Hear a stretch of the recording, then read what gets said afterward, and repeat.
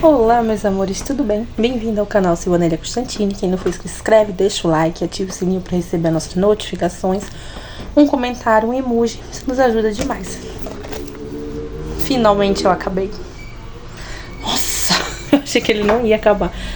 Mas vamos lá, fazer minhas considerações sobre esse livro aqui, que é Sociedades Secretas dos Vampiros, como vivem, agem, pensam esses seres que podem estar muito mais próximos de você do que você imagina. Esqueça tudo que você já leu sobre vampiros.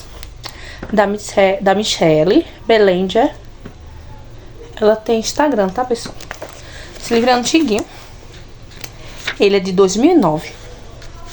Olha o tempo que já faz. Ele é da editora Universo dos Livros. Bom, meus amores, eu já trouxe minhas duas considerações sobre esses dois livros de vampiro. Foi sobre esse aqui. Tá lá, tá no meu canal, Vampiros, um guia sobre criaturas que espreitam a noite, do Dr. Bob Cunningham. E eu achei que todos os livros que eu pegar sobre vampirismo ia ser igual. Só falando sobre o... Aqui ele fala do vampiro nas suas diversas culturas. Depois foi esse aqui, Vampiros, de Marcos Torrigo. Marcos Torrigo é brasileiro. E eu achei que ia ser igual aquele. Nossa, o livro é bom. É muito bom. Também tem uma parte... Tem uma parte que fala sobre ocultismo, tudinho. E eu peguei esse aqui. Não tem desenho, fotos, nada. É só o livro, tá? E o começo desse livro aqui, tanto é que eu levei, acho que uns 2 meses pra ler. Em um livro pequenininho. Deixa eu ver quantas páginas. 181, cadê? 183 páginas. No começo, eu tive bastante dificuldade com ele, porque ele é muito cansativo. Eu achei chato no começo esse livro. Aí depois foi me dando um ânimo pro final. Bom, pra quem é do começo, lá da internet, acostumado com os blogs, praticamente você tá lendo um, tá? Você está lendo um blog lá sobre vampiros. Só que são diversos blogs de vampiros ao mesmo tempo, porque aqui cada 3, 4 páginas é de um vampiro diferente. E eles têm um sitezinho deles, que a última publicação foi em 2016. E aqui eles falam sobre as famílias de vampiro americana. Aí vem falando sobre... eles contam um pouco da sua vida pessoal, de cada um deles. Aí vem o vampiro psíquico e vem o vampiro sanguíneo. E tem também aqueles que como eu posso falar, que não é nem vampiro psíquico nem sanguíneo, mas gosta do arquétipo do vampiro também, sabe? Mas aqui é praticamente isso. Eles falam um pouquinho e o resto é só sobre os vampiros psíquicos e os vampiros sanguíneos, eles falando sobre eles mesmos, suas casas, suas famílias de vampiros, tá? Quase 99% aqui são vampiros americanos. Eu vi uma moça que ela é do Canadá só. Aí fala sobre os códigos dos vampiros. Também tem uma parte sobre os doadores, porque, tipo assim, não é catar uma pessoa na rua e como a gente vê nos filmes, não, né? Tem os doadores, tudinho, código de ética. Então essa parte vai ficando um pouco cansativa.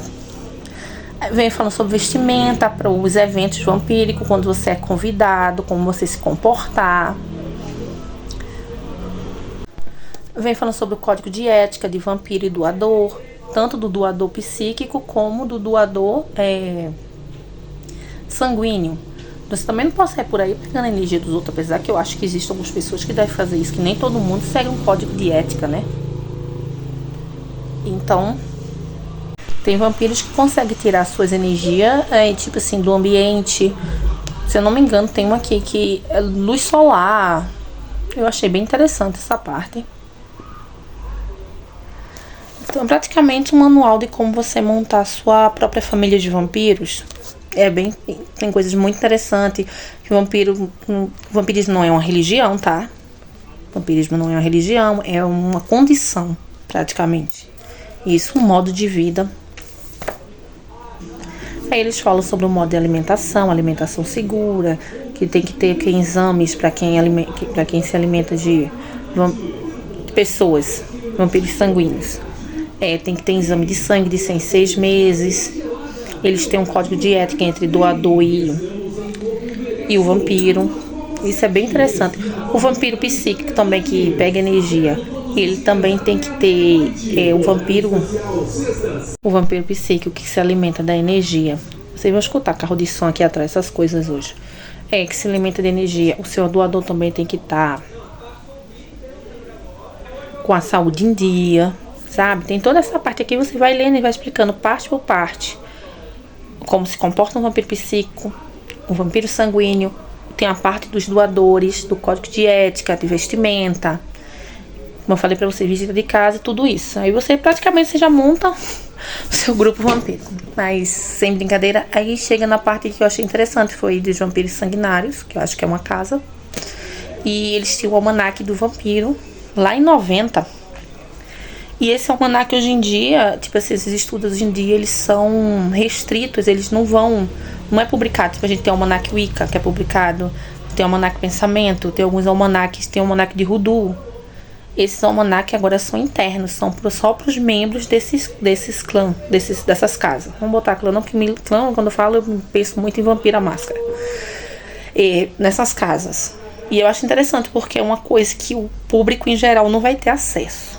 Como diversos outros livros que a gente não vai ter acesso, que são de algumas sociedades, né? Mas eu acho isso bem interessante. Deixa eu ver outra parte, a parte também do ocultismo. Que alguns vampiros aqui, tem vampiros que começaram na Wicca. Eles citam muito a Wicca aqui, o paganismo. Vampiros que são luciferianos. Então é bem interessante isso. Aí quando eu cheguei nessas partes mais voltadas pro ocultismo, foi a parte que eu mais... foi a parte que eu já abri aquele sorriso. Aí foi quando me deu ânimo e eu continuei um livro. Então ele é muito bom nessa questão. Pra mim, no começo, como eu disse pra vocês, eu achei cansativo, né? Mas quando chegou na parte ocultista da coisa, eu achei muito bom ver uma parte lá. Como Marcos Torriga aqui, ele cita muito Crowley. E esse aqui também.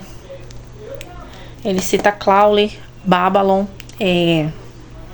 Eles falam sobre Babylon, que é uma deusa telêmica. Aí eles trazem algumas citações de Crowley. Tem uma parte aqui, um trecho grandinho assim, que eu achei bem visceral. Não vou ler aqui, mas eu li, me deixou pensando, sabe? E fez realmente, tem momentos que você sai da sua própria caixa. E foi isso, foi essa parte do meio pro final do livro que eu fiquei, não posso falar palavrão, eu acho. Fiquei, nossa, bem interessante. E eu gosto muito de livros assim, que me faz dar aquele boom na gente, sabe? Faz você sair da caixa. Então esse livro aqui, ele ajuda. Ele é bom. Eu não vou dizer a vocês que é um livro ruim, não, porque eu achei cansativo no início, relembrando. Ele é um livro bom. Me surpreendeu no final. Muito bom por causa disso também. Eu gosto de livros assim que tem aquele tchan. Eu vou ler pra vocês o sumário dele. A autora ainda é viva, porque eu procurei ela no Instagram e eu encontrei, tá? A autora desse livro. Os sites, eu não sei se todos eles funcionam, porque eles deixam aqui, eu entrei em alguns e tipo assim, não funciona. Como eu tava dizendo pra vocês, os sites nem todos funcionam. Tipo assim, eles abrem, mas não tem. Eu procurei também, tem aqui o nome das casas, eu dei uma procurada na internet. Não achei muita coisa, só achei o site. Quando a gente entra, a publicação até 2016, ele tá em inglês. Eu tô seguindo a autora aqui do livro, a Michelle. Mas tá tudo em inglês, tá, pessoal?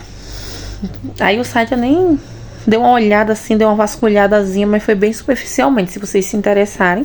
Lógico, comprei na Shopee, né? Tinha que ser. Bem baratinho esse livro. O que eu acho legal da Shopee é que os livros de vampiro, de mitologia, folclore,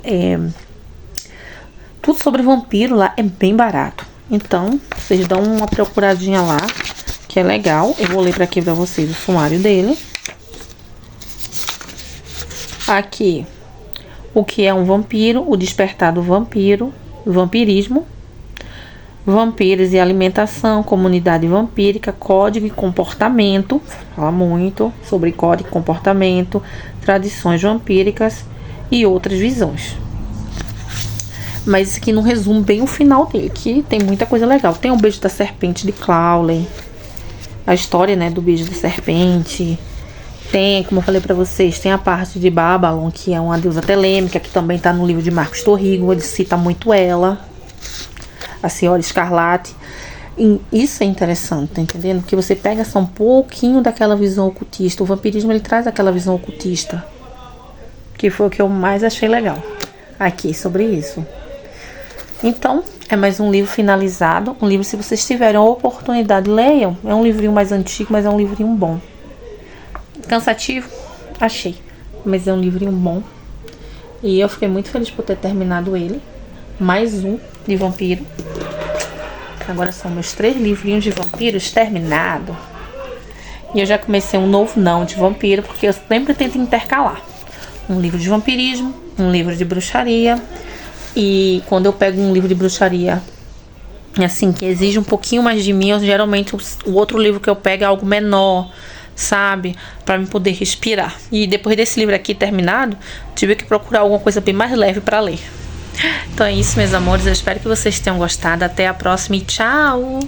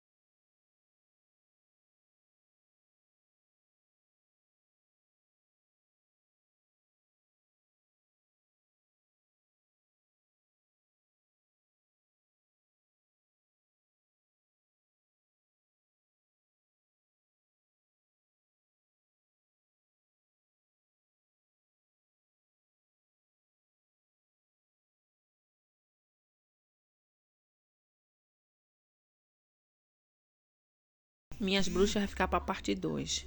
Beijo, até a